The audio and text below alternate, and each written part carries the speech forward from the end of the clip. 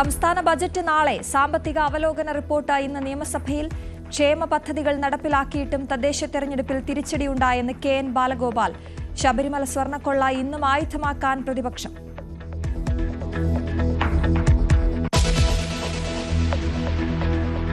Parliament budget സമ്മേളനത്തിനായി ഇന്ന് തുടക്കം. രാഷ്ട്രപതി ഇരുസഭകളെയും അഭിസംബോധന ചെയ്യും. സമ്മേളനത്തിന് മുന്നോടിയായി NDA യോഗം ചേരും.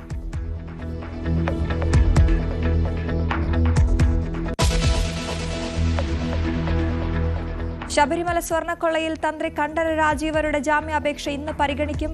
ഉണ്ണികൃഷ്ണൻ പോറ്റിയുമായി തന്ത്രിക്ക് അടുത്ത ബന്ധമെന്ന SIT.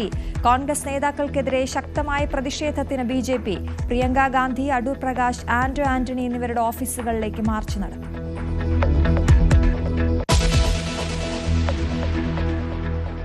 മൂന്നാം ബലാത്സംഗ കേസിൽ രാഹുൽ മാങ്കൂട്ടത്തിന്റെ ജാമ്യാപേക്ഷയിൽ വിധി ഇന്ന്. ജാമ്യാപേക്ഷ പരിഗണിക്കുന്നത് പത്തനംതിട്ട സെഷൻസ് കോടതി. രാഹുൽ 2 ആഴ്ചയിലധികമായി ജയിലിൽ തന്നെ.